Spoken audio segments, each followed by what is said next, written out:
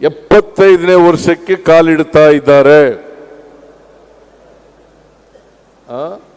ಸರಿ ಇಲ್ವಾ?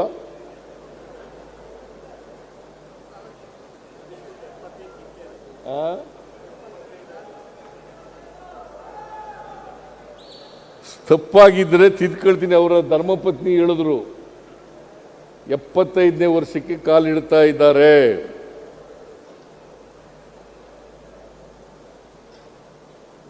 ಅವರಿಗೆ ಜನ್ಮದಿನದ ಶುಭಾಶಯಗಳನ್ನು ಕೋರ್ಲಿಕ್ಕೆ ಬಯಸ್ತಾ ಇದ್ದೇನೆ.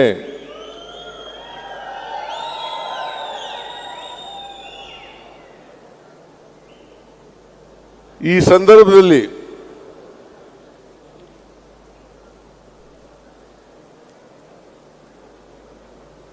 ಅವರು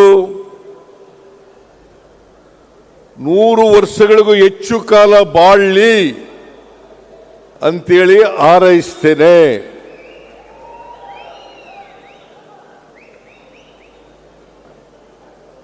ಒಂದ್ಸಾರಿ ಮಹಾತ್ಮ ಗಾಂಧೀಜಿಯವರಿಗೆ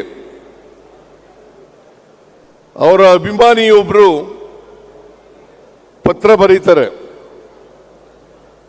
100 ವರ್ಷ ಬಾಳಿ ಅಂತೇಳಿ ಪತ್ರ ಬರೀತಾರೆ. ಅವರು ಅವರ ಅಭಿಮಾನಿಗೆ ಉತ್ತರ ಕೊಡ್ತಾರೆ, 100 ವರ್ಷ ಅಂತೇಳಿ ಕಡಿಮೆ ಹೇಳ್ಬಿಟ್ಟಿದೀಯ ನೀನು.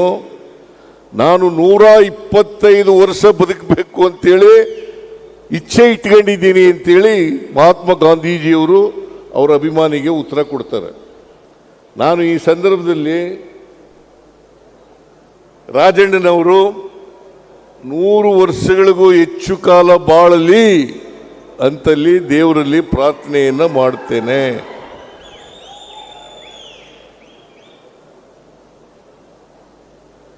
ಯಾಕಂದ್ರೆ ರಾಜಕೀಯದಲ್ಲಿ, ಸಹಕಾರಿ ಕ್ಷೇತ್ರದಲ್ಲಿ ಅನೇಕ ಜನ ಬರ್ತಾರೆ, ಹೋಗ್ತಾರೆ. ಇವರು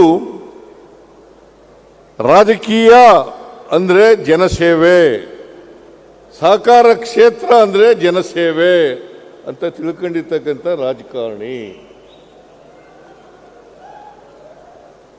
ಅದರಲ್ಲೂ ವಿಶೇಷವಾಗಿ ಈ ಸಮಾಜದಲ್ಲಿರ್ತಕ್ಕಂಥ ಬಡವರು, ಯಾವುದೇ ಜಾತಿಗೆ ಸೇರಿರ್ಬೋದು, ಯಾವುದೇ ಧರ್ಮಕ್ಕೆ ಸೇರಿರ್ಬೋದು, ಯಾವುದೇ ಭಾಷೆ ಮಾತನಾಡಬಹುದು, ಆ ಜನರ ಬಗ್ಗೆ ಕಾಳಜಿ ಇದೆಯಲ್ಲ, ಅದು ಬಹಳ ಮುಖ್ಯ.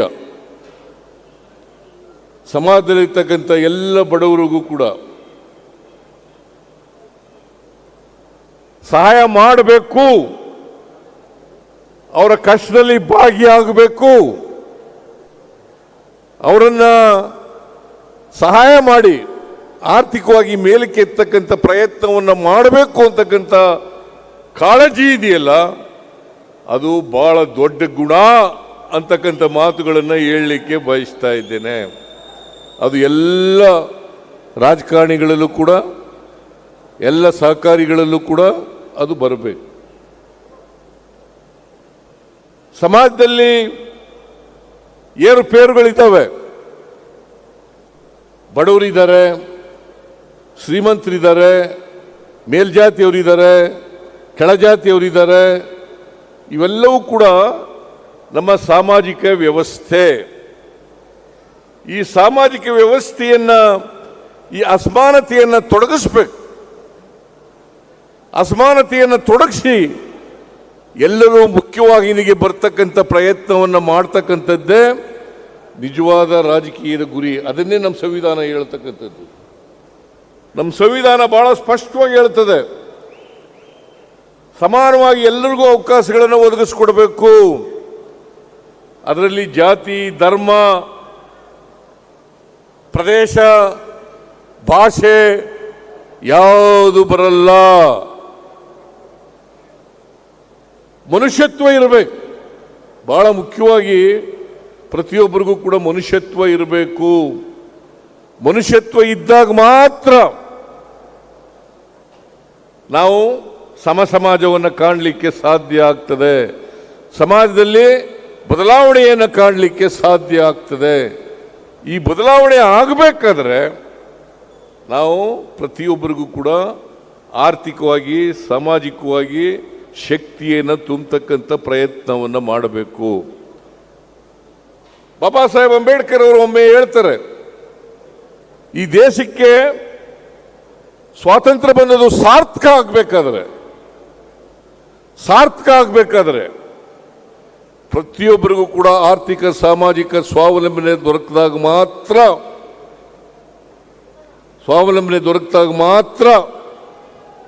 ಸ್ವಾತಂತ್ರ್ಯ ಬಂದದಕ್ಕೆ ಸಾರ್ಥಕ ಆಗ್ತದೆ. ಇಲ್ಲಿವರೆ ಸಾರ್ಥಕ ಆಗಲ್ಲ. ಇದು ನಾನು ಹೇಳಿದ್ದಲ್ಲ, ಬಾಬಾ ಸಾಹೇಬ್ ಅಂಬೇಡ್ಕರ್ ಅವರು ಬಹಳ ಹಿಂದೆನೇ ಹೇಳಿದ್ರು. ಸಂವಿಧಾನ ಬಂದ ಮೇಲೆ ಹೇಳಿದ್ದಂಥ ಮಾತು ಇದು. ಒಂದು ಮಾತನ್ನು ನಾನು ಯಾವಾಗಲೂ ಹೇಳ್ತಾ ಇರ್ತೀನಿ. ಮಹಾತ್ಮ ಗಾಂಧೀಜಿಯವರು ಅಲ್ಲ, ಬಾಬಾ ಸಾಹೇಬ್ ಅಂಬೇಡ್ಕರ್ ಅವರು ಕಾನ್ಸ್ಟಿಟ್ಯೂಯೆಂಟ್ ಅಸೆಂಬ್ಲಿನಲ್ಲಿ ಒಂದು ಮಾತು ಹೇಳ್ತಾರೆ. ಏನಪ್ಪ ಅದು ಅಂತಂದ್ರೆ, ನಾವು 1950 ಜನವರಿ 26ನೇ ತಾರೀಕಿನಿಂದ ವೈರುಧ್ಯತೆ ಇರತಕ್ಕಂಥ ಸಮಾಜಕ್ಕೆ ಕಾಲಿಡ್ತಾ ಇದ್ದೀವಿ. ಸಂವಿಧಾನ ಅವತ್ತು ಜಾರಿಗೆ ಬರ್ತದೆ. ವೈರುಧ್ಯತೆ ಇದೆ ಈ ಸಮಾಜದಲ್ಲಿ. ಆರ್ಥಿಕ ಅಸಮಾನತೆ ಇದೆ, ಸಾಮಾಜಿಕ ಅಸಮಾನತೆ ಇದೆ, ರಾಜಕೀಯ ಅಸಮಾನತೆ ಇದೆ, ಶೈಕ್ಷಣಿಕ ಅಸಮಾನತೆ ಇದೆ. ಇಂಥ ಸಮಾಜಕ್ಕೆ ನಾವು ಕಾಲಿಡ್ತಾ ಇದ್ದೀವಿ. ಇವರಿಗೆ ಸಮಾನ ಅವಕಾಶವನ್ನು ಕೊಟ್ಟು ಸಮಾಜವನ್ನು ನಿರ್ಮಾಣ ಮಾಡದೆ ಹೋದರೆ ಯಾವ ಪ್ರಜಾಪ್ರಭುತ್ವವನ್ನು ನಂಬ್ಕೊಂಡಿದ್ದೀವಿ ನಾವು, ಪ್ರಜಾಪ್ರಭುತ್ವದ ಸೌಧ ಇದೆಯಲ್ಲ ಅದನ್ನೇ ಧ್ವಂಸ ಮಾಡ್ತಾರೆ ಅಂತಕ್ಕಂಥ ಮಾತುಗಳನ್ನು 1949 ಜನವರಿ 25ನೇ ತಾರೀಕು ಹೇಳಿದಂಥ ಮಾತುಗಳು. 1949 ನವೆಂಬರ್ 25ನೇ ತಾರೀಕು. ಅದಕ್ಕೆ ನಾನು ಎಲ್ಲ ಜನರು ಕೂಡ ಸಂವಿಧಾನವನ್ನು ಓದಬೇಕು, ಕಾನ್ಸ್ಟಿಟ್ಯೂಯೆಂಟ್ ಅಸೆಂಬ್ಲಿ ಡಿಬೇಟ್ಗಳನ್ನು ಓದಬೇಕು. ಅದು ಓದಿದ್ರೆ ಯಾರ್ಯಾರು ಕಾನ್ಸ್ಟಿಟ್ಯೂಯೆಂಟ್ ಅಸೆಂಬ್ಲಿ ಮೆಂಬರ್ಗಳು ಮಾತಾಡಿದ್ದಾರೆ, ಹೇಗೆ ಈ ಸಂವಿಧಾನ ರೂಪಿತ ಆಯಿತು, ಯಾವುದ್ರ ಮೇಲೆ ಚರ್ಚೆ ಆಗಿದೆ, ಯಾವುದ್ರ ಮೇಲೆ ಚರ್ಚೆ ಆಗಿಲ್ಲ ಅಂತಕ್ಕಂಥದ್ದು ತಿಳ್ಕೊಳ್ಳಿಕ್ಕೆ ಸಾಧ್ಯ ಆಗ್ತದೆ. ಆದ್ದರಿಂದ ನಾನು ಯಾಕೆ ಈ ಮಾತನ್ನು ಪ್ರಸ್ತಾಪ ಮಾಡಿದೆ ಅಂತಂದರೆ, ನಮ್ಮ ಪ್ರಜಾಪ್ರಭುತ್ವ ಉಳಿಬೇಕಾದ್ರೆ, ನಮಗೆ ಸ್ವಾತಂತ್ರ್ಯ ಸಿಕ್ಕಿದ್ದ ಅದು ಸಾರ್ಥಕ ಆಗಬೇಕಾದ್ರೆ ನಾವು ಸಮಾಜವನ್ನು ನಿರ್ಮಾಣ ಮಾಡಲೇಬೇಕು. ಇವತ್ತು ಅಸಮಾನತೆ ಸಮಾಜದಲ್ಲಿ ಇದ್ರೆ ಅದಕ್ಕೆ ನಾವು ಕಾರಣರಲ್ಲ.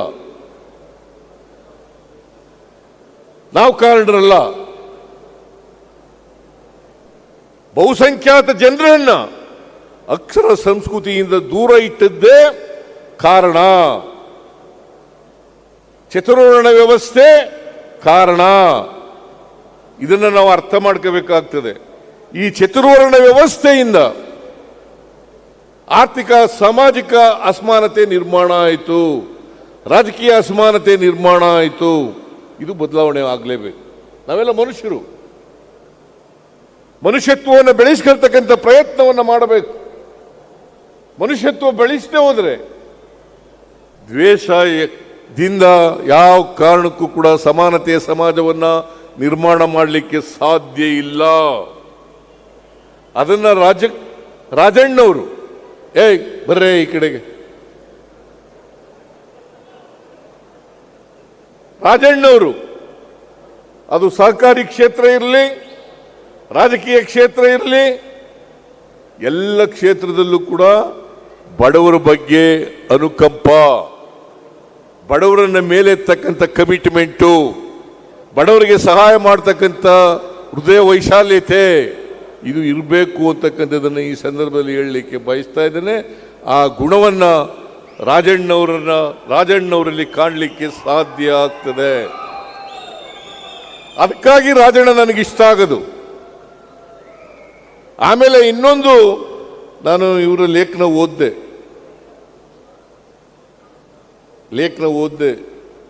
ನೀವಿಬ್ರು ಒಂದೇ ಕಾಲೇಜಿನಲ್ಲಿ ಓದಿದ್ರಂತೆ, ಗಂಗನ್ಮಯ ಒಂದೇ ಕಾಲೇಜಿನಲ್ಲಿ ಓದಿದ್ದು.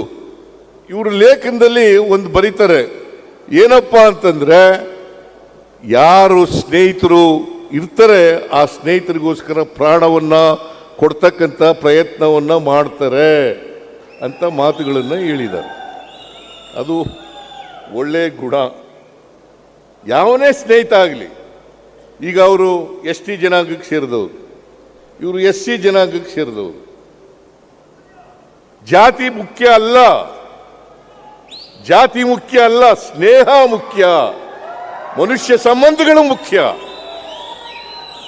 ಅಂತ ಸಂಬಂಧವನ್ನ ಏರ್ಪಾಡು ಮಾಡಿ ಸ್ನೇಹ ಇದೆಯಲ್ಲ, ಆ ಸ್ನೇಹದ ಬಂಧನ ಇದೆಯಲ್ಲ, ಅದು ಬಹಳ ಮುಖ್ಯ ಆಗ್ತದೆ. ಆ ಸ್ನೇಹದ ಬಂಧನದಿಂದ ಅವರು ಯಾರೇ ಸ್ನೇಹ ಇಲ್ಲ, ಇದು ಒಂದು ಉದಾಹರಣೆ ಅಷ್ಟೇನೆ. ಗಂಗನ್ಮಯ್ಯನವ್ರದ್ದು ಒಂದು ಉದಾಹರಣೆ. ಬೇರೆ ನಂಬದಂತ ಸ್ನೇಹ ಮಾಡದಂತ ಸ್ನೇಹಿತರನ್ನ ಅವ್ರಿಗೆ ಎಲ್ಲ ಔಟ್ ಆಫ್ ದಿ ವೇ ಹೋಗಿ ಸಹಾಯ ಮಾಡೋದಿದೆಯಲ್ಲ, ಅವರನ್ನ ಮುಂದುವರಿಸ್ತಕ್ಕಂಥ ಪ್ರಯತ್ನ ಮಾಡ್ತಕ್ಕಂಥದ್ದು ಇದೆಯಲ್ಲ, ಅದು ಬಹಳ ಒಳ್ಳೆಯ ಗುಣ ಅಂತಕ್ಕಂಥ ಮಾತುಗಳನ್ನು ಹೇಳಲಿಕ್ಕೆ ಬಯಸ್ತಾ ಇದ್ದೇನೆ ನಾನು. ಯಾಕಂತಂದ್ರೆ, ಒಂದ್ಸಾರಿ ಮಧುಗಿರಿಗೆ ಹೋಗಿದ್ದೆ, ಒಂದು ಫಂಕ್ಷನ್ನು, ಅನ್ನಭಾಗ್ಯ ಕಾರ್ಯಕ್ರಮ ಎಲ್ಲ ಕೊಟ್ಟಿದ್ದು ನಾವು. ಅಷ್ಟೊತ್ತು ಕಾಲ ಅನ್ನಭಾಗ್ಯ. ಈ ಅನ್ನಭಾಗ್ಯ ಅಂತ ಬರಬೇಕಾದ್ರೆ ರಾಮಚಂದ್ರಪ್ಪನವ್ರ ಕಾರಣ. ನಾನು ಕೇಳಿದೆ, ನಾವು ಬಡವರಿಗೆ ಅಕ್ಕಿ ಕೊಡಬೇಕು, ಅದಕ್ಕೆ ಏನು ಹೆಸರಿಡಬೇಕು ಅಂತ ಕೇಳಿದಾಗ ನಾನು BL ಶಂಕರ್ಗೂ ಕೇಳಿದೆ, ಇವ್ರಿಗೂ ಕೇಳಿದೆ. ಇವರು ಅನ್ನಭಾಗ್ಯ ಅಂತ ಹೆಸರಿಡಿ ಅಂತ ಹೇಳಿದವರು ಬರಗೂರು ರಾಮಚಂದ್ರಪ್ಪನವರು. ನಾನು BL ಶಂಕರ್ಗೂ ಕೇಳಿದ್ದೆ, ನಾನು ಯಾಕೆ ಅನ್ನಭಾಗ್ಯ ಕಾರ್ಯಕ್ರಮವನ್ನು ಜಾರಿಗೆ ತಗೊಬಂದೆ ಅಂತಂದ್ರೆ, ನಮ್ಮ ಊರಿನಲ್ಲಿ, ನಮ್ಮ ಮನೆಯಲ್ಲಿ ನಮಗೆ ಒಂದು, ಆ ಕಾಲದಲ್ಲಿ ನಾನು ಸಣ್ಣ ಹುಡುಗನಾಗಿದ್ದಾಗ 6 ಎಕರೆ ತರಿ ಜಮೀನಿತ್ತು, ನೀರಾವರಿ ಜಮೀನು. ಕುಸ್ಕಿ ಜಮೀನು ಒಂದು 25-30 ಎಕರೆ ಇತ್ತು. ಆಗ ನಮ್ಮೂರಿನಲ್ಲಿ ಒಂದು 10%ಗೆ ತರಿ ಜಮೀನು ಇದ್ದದ್ದು, 10% ಜನರಿಗೆ. ಇನ್ನು ಉಳಿದವರಿಗೆಲ್ಲ ಕುಸ್ಕಿ ಜಮೀನು. ಈ ಕುಸ್ಕಿ ಜಮೀನಿದ್ದಂಥ ಜನ ಬಂದು ಅವ್ರ ಮನೆಯಲ್ಲಿ ಮಕ್ಕಳಿಗೆ, ಸಣ್ಣ ಮಕ್ಕಳಿಗೆ ಭೇದಿ ಆದರೆ, ಜ್ವರ ಬಂದರೆ, ನೆಗಡಿ ಆದರೆ ನಮ್ಮ ಮನೆ ಹತ್ರ ಬರೋರು. ಒಂದು ಮಿಸ್ ಅನ್ನ ಕೊಡಿ ತಾಯಿ, ನಮ್ಮ ಮಗುಗೆ ಜ್ವರ ಬಂದಿದೆ, ನಮ್ಮ ಮಗುಗೆ ಭೇದಿ ಆಗ್ಬಿಟ್ಟಿದೆ ಅಂತ ಕೇಳ್ತಿರು ನಮ್ಮ ಅವ್ವನಿಗೆ. ನಮ್ಮ ಅವ್ವ ಗೊಣಿಕಂದು ಕೊಡೋಳು ಒಂದು ಮಿಸ್ ಅನ್ನ. ನಾನು ಅದನ್ನು ಕಣ್ಣಾರೆ ನೋಡಿದ್ದೆ. ಇದು ಯಾರಿಗೂ ಬರಬಾರ್ದು, ಎಲ್ಲರ ಮನೆಯಲ್ಲೂ ಕೂಡ. ಯಾಕಂದ್ರೆ ನಾವು ಅವತ್ತು, ಐ ಡೋಂಟ್ ನೋ, ರಾಜಣ್ಣನಿಗೆ ಅನುಭವ ಇದೆಯೇನೋ ಗೊತ್ತಿಲ್ಲ, ಪರಮೇಶ್ವರ್ಗೆ ಅನುಭವ ಇದೆಯೋ ಗೊತ್ತಿಲ್ಲ, ಬರಗೂರು ರಾಮಚಂದ್ರಪ್ಪನಿಗೆ ಅನುಭವ ಇದೆಯೋ ಗೊತ್ತಿಲ್ಲ. ನಾವೆಲ್ಲ ಅನ್ನ ಉಣ್ತಿದ್ದದು ನೆಂಟರುಗಳು ಬಂದ್ರೆ ಹಬ್ಬದ ದಿನಗಳಲ್ಲಿ ಮಾತ್ರ. ನೆಂಟರುಗಳು ಬಂದ್ರೆ ಹಬ್ಬದ ದಿನಗಳು ಮಾತ್ರ. ಆಗ ನೆಂಟರುಗಳು ಬಂದರೆ ಕೋಳಿ ಕುಯ್ಯರು. ಆ ಕಾಲದಲ್ಲಿ ಕೋಳಿ ಮಾಂಸ ತಿನ್ನೋದೇ ಒಂದು ದೊಡ್ಡ ಖುಷಿಯ ನಮಗೆ. ಅದು ಮಾಡೋರು, ಅನ್ನ ಮಾಡೋರು. ನೆಂಟರುಗಳು ಬಂದರೆ ಹಬ್ಬದ ದಿನಗಳಲ್ಲಿ ಮಾಡೋರು. ಇಲ್ಲದೆ ಹೋದರೆ ರಾಗಿ ಮುದ್ದೆ, ಜೋಳದ ಮುದ್ದೆ ತಿನ್ನಬೇಕಾಗಿತ್ತು. ಇದು ನಮ್ಮ ಪರಿಸ್ಥಿತಿ ಇದ್ದದ್ದು. ನಾವು ಗದ್ದೆಗಳು ಇಟ್ಕೊಂಡಿದ್ರು ಕೂಡ, ನೀರಾವರಿ ಜಮೀನು ಇದ್ರೂ ಕೂಡ 6 ಎಕರೆ, ನಮ್ಮ ಮನೆಯಲ್ಲಿ ಯಾವಾಗಲೂ ಕೂಡ ನೆಂಟರು ಬಂದರೆ ಹಬ್ಬದ ದಿನಗಳಲ್ಲಿ ಮಾತ್ರ ಅನ್ನ ಮಾಡ್ತಿದ್ರು. ಇದನ್ನು ಕಣ್ಣಾರೆ ಕಂಡಿದ್ದೆ. ಅದಕ್ಕೋಸ್ಕರ ಎಲ್ಲ ಮನೆಗಳಲ್ಲೂ ಅನ್ನ ಉಣ್ಣಬೇಕು, ಯಾರು ಕೂಡ ಅನ್ನ ಉಣ್ಣದೇನೆ ಇರಬಾರದು, ಎಲ್ಲರ ಮನೆಯಲ್ಲೂ ಅನ್ನ ಮಾಡಬೇಕು ಅಂತೇಳಿ ಅನ್ನಭಾಗ್ಯ ಕಾರ್ಯಕ್ರಮವನ್ನು ಜಾರಿಗೆ ತಗೊಂಡದ್ದು. ಗೊತ್ತಾಯ್ತು ನಿಮಗೆ? ರಾಜಣ್ಣನಿಗೆ ಈ ಕಾರ್ಯಕ್ರಮ ನೋಡಿ ಬಹಳ ಪ್ರೀತಿ. ಈ ಕಾರ್ಯಕ್ರಮದ ಮೇಲೆ ಯಾಕೆ ಗೊತ್ತಾ? ಬಡವರು ಅನ್ನ ಉಣ್ತಾರಲ್ಲ,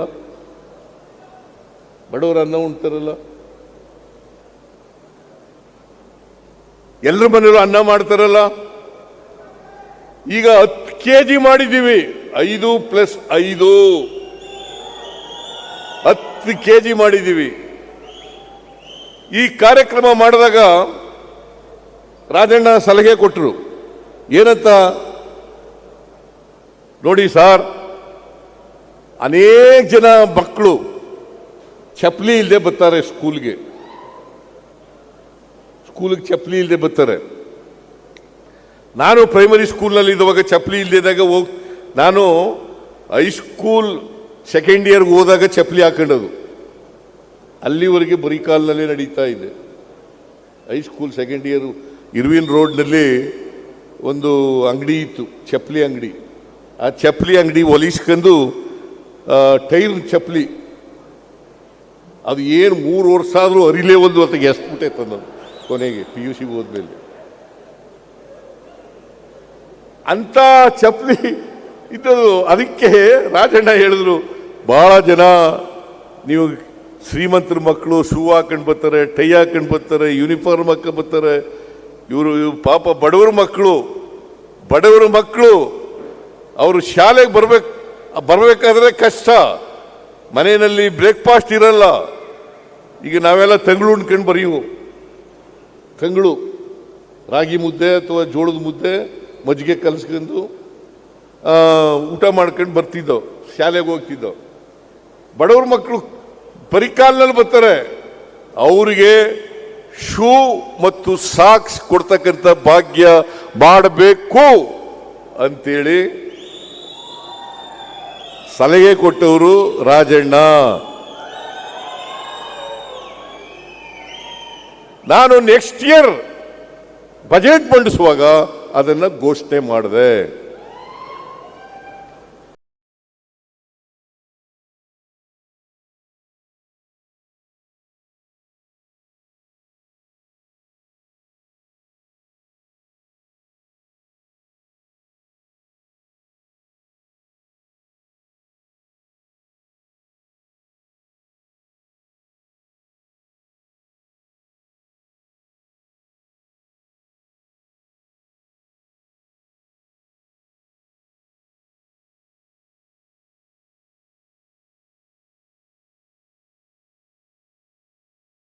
ಅದನ್ನು ಘೋಷಣೆ ಮಾಡಿದೆ. ನಾನು ಯಾಕೆ ಈ ಮಾತನ್ನು ಹೇಳ್ತಾ ಇದ್ದೀನಿ? ಕೊಟ್ಟದ್ದು ರಾಜಣ್ಣ. ಇಲ್ಲವರೆ ಸಾಲ ಮನ್ನಾ ಮಾಡಕ್ಕೆ ಕಷ್ಟ ಆಯ್ತಿತ್ತು.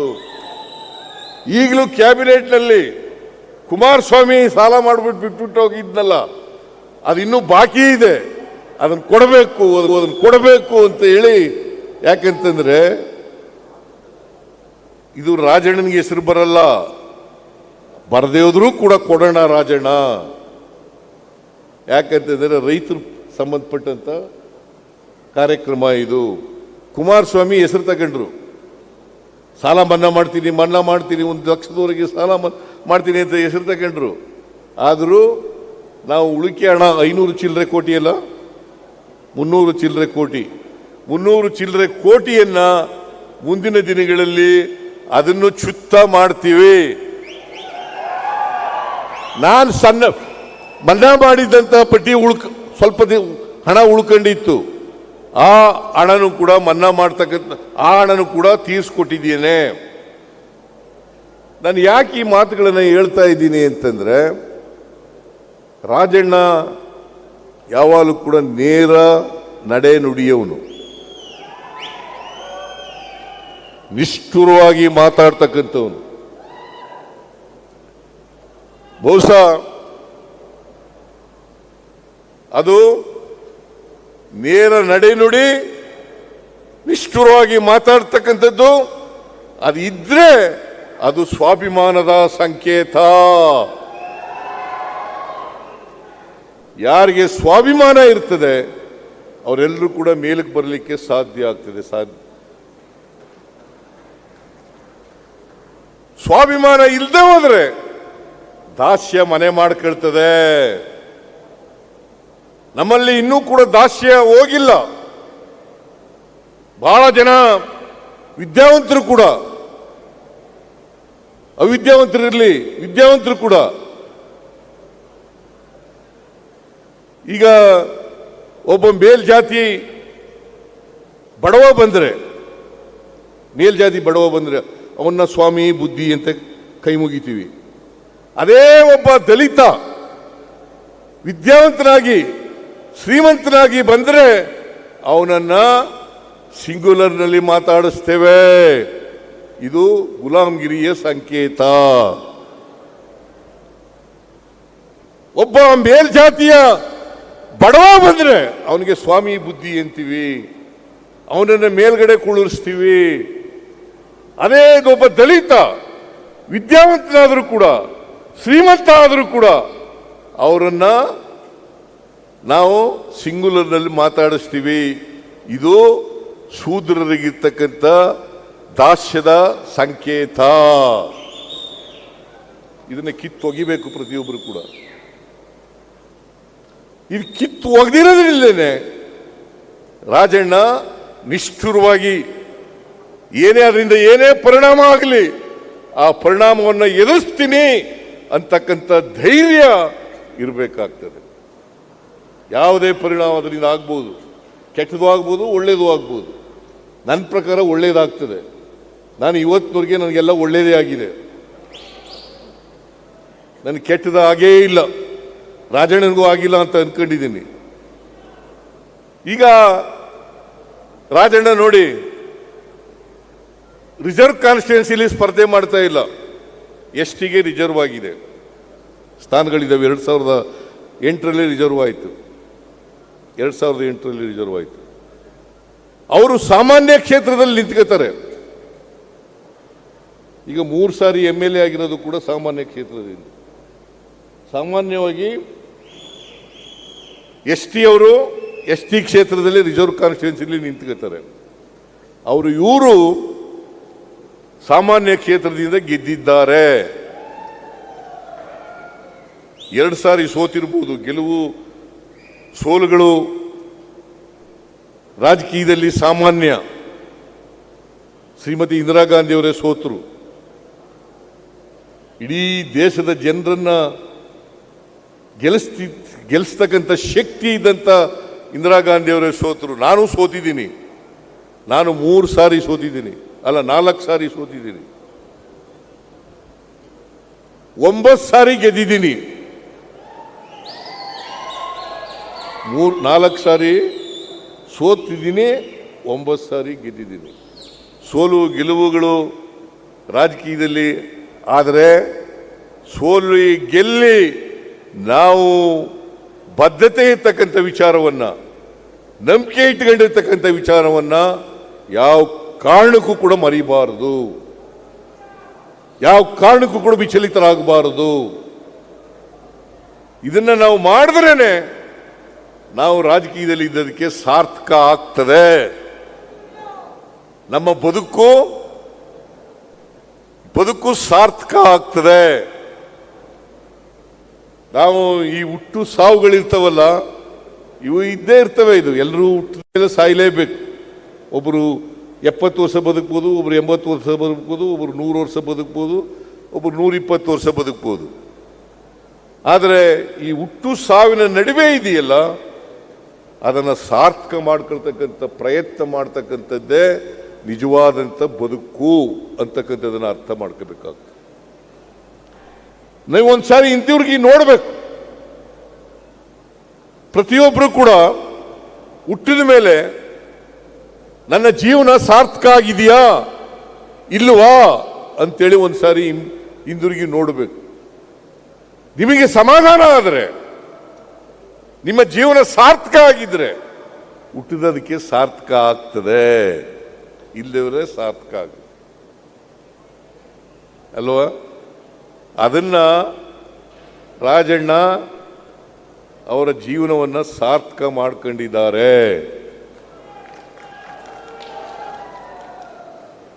ರಾಜಣ್ಣ ಅವರ ಜೀವನ ಸಾರ್ಥಕ ಮಾಡ್ಕೊಂಡಿದ್ದಾರೆ. ಅದರಿಂದ ನಾನು ಒಂದ್ಸಾರಿ ರಾಜಣ್ಣನಿಗೆ ನಾನು ಸೋತ್ರ ಮಧುಗಿರಿಯಿಂದ ಭಾಳ ಕಡಿಮೆ ಅಂತರದಲ್ಲಿ ಸೋತ್ರಿ ಅಲ್ಲ, 2009 ಇರಬೇಕು. 2009 ಬೈ ಎಲೆಕ್ಷನ್ ಮೇಲೆ ನಿಂತಿದ್ರು. ಕುಮಾರಸ್ವಾಮಿ ಅವರ ಧರ್ಮಪತ್ನಿ ನಿಂತಿದ್ರು ಇವ್ರ ಮೇಲೆ ಅಲ್ಲ. ಆಗ ನಾನು ಚುನಾವಣೆ ಬರ್ತೀನಿ ಅಂತ ಹೇಳಿದ್ದೆ ಪ್ರಚಾರ ಮಾಡೋಕ್ಕೆ. ಆಮೇಲೆ ತೀರ್ಮಾನ ತಗೊಂಡೆ, ನಾನು ಕಾಂಗ್ರೆಸ್ನ ಉಪಚುನಾವಣೆಯಲ್ಲಿ ನಿಂತಿರ್ತಕ್ಕಂಥ ಕಾಂಗ್ರೆಸ್ನ ಅಭ್ಯರ್ಥಿಗಳಿಗೆ ಪ್ರಚಾರಕ್ಕೆ ಹೋಗಬಾರ್ದು ಅಂತ ತೀರ್ಮಾನ ತಗೊಂಡೆ. ಆಗ ಇವ್ರ ಕಾನ್ಸ್ಟಿಟ್ಯೂನ್ಸಿಗೂ ಬರಲಿಲ್ಲ, ಪಾಪ ಕಡಿಮೆ ಅಂತರದಲ್ಲಿ ಸೋತು. ಕಡಿಮೆ ಅಂತರದಲ್ಲಿ ಸೋತ್ಬಿಟ್ರು. ಆಗ ನನಗೆ ಭಾಳ ಬೈಕೊಂಡಿದ್ದ ರಾಜಣ್ಣ. ಅಲ್ಲ, ಈಗಲೂ ಬೈಕತ್ತೀಯ? ಈಗಿಲ್ಲ, ಸತ್ಯ ಹೇಳಿದ ಮೇಲೆ ಬಿಟ್ಬಿಡೆಯ. ಸತ್ಯ ಹೇಳಿದ ಮೇಲೆ ಹಣೆ ಬರ ನಂಬ್ಕೊಳಕ್ಕೆ ಹೋಗ್ಬೇಡ, ಹಣೆ ಬರ ನಂಬೋದು ಬೇಡ. ಯಾಕಂದರೆ ಈ ಕರ್ಮ ಸಿದ್ಧಾಂತ ಇದೆಯಲ್ಲ, ಇದನ್ನು ಬಸವಣ್ಣವ್ರನ್ನೇ ತೆಗೆದಾಕ್ಬಿಟ್ಟಿದ್ರು. ಹಣೆ ಬರ ಅನ್ನೋದು ಇದೆಯಲ್ಲ, ಇದು ನಮಗೆ ಬೇರೆಯವ್ರು ಹೇಳ್ಕೊಟ್ಟಿರೋದು. ಯಾವ ದೇವರು ಯಾರ ಮೇಲೂ ಯಾವ ಹಣೆಯಲ್ಲೂ ಬರೆಯಲ್ಲ. ಹಾಗಾದರೆ ನಮ್ಮಪ್ಪನಿಗೆ 6 ಜನ ಮಕ್ಕಳು. ನಮ್ಮ ಅಣ್ಣ 4ನೇ ತರಗತಿವರೆಗೂ ಓದ್ದ. ಇನ್ನಿಬ್ರು ತಮ್ಮದಿರು ಓದಲೇ ಇಲ್ಲ, ಇಬ್ರು ಅಕ್ಕದಿರು ಓದಲೇ ಇಲ್ಲ. ಅವ್ರಿಗೆಲ್ಲ ಬರೆದ್ಬಿಟ್ಟಿದ್ನ ದೇವರು, ಓದಬೇಡ ನೀನು ಅಂತ, ಶಾಲೆಗೆ ಹೋಗ್ಬೇಡಿ ಅಂತ ಬರೆದ್ಬಿಟ್ಟಿದ್ರ? ನನಗೆ ಮಾತ್ರ ಲಾವ್ ಓದು ಅಂತ ಬರೆದ್ಬಿಟ್ಟಿದ್ನ?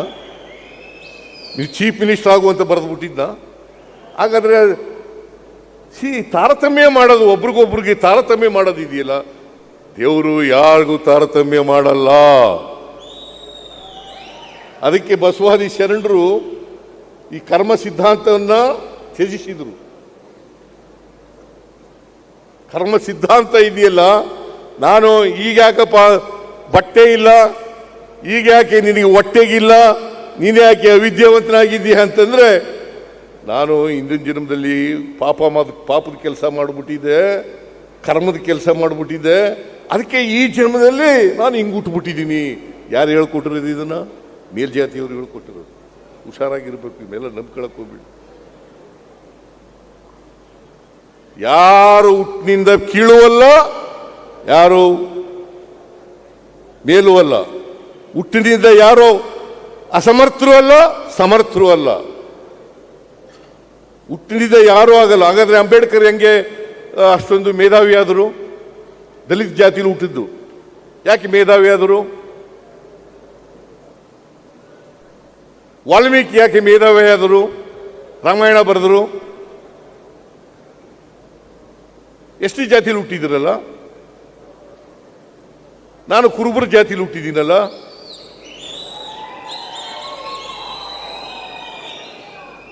ಅದರಿಂದ ಹುಟ್ಟಿನಿಂದ ಯಾರು ದಡ್ರು ಅಲ್ಲ, ಯಾರು ಮೇಧಾವಿಗಳು ಅಲ್ಲ. ಅದು ನಿಮಗೆ ಅವಕಾಶ ಸಿಕ್ಕಬೇಕಷ್ಟೇ. ಅವಕಾಶ ಸಿಕ್ಕಿದ್ರೆ, ಈಗ ರಾಜಣ್ಣನಿಗೆ ಸಹಕಾರಿಯಾಗತಕ್ಕಂಥ ಅವಕಾಶ ಸಿಕ್ಕಿದೆ. ಬಹಳ ಜನ ಸಹಕಾರಿಗಳಾಗೋದು ಅಪರೂಪ. ದಲಿತ ಜನಾಂಗದಲ್ಲಿ ಹುಟ್ಟಿ ಒಬ್ಬ ಸಮರ್ಥ ಸಹಕಾರಿಯಾಗೋದಿದೆಯಲ್ಲ, it is not so easy.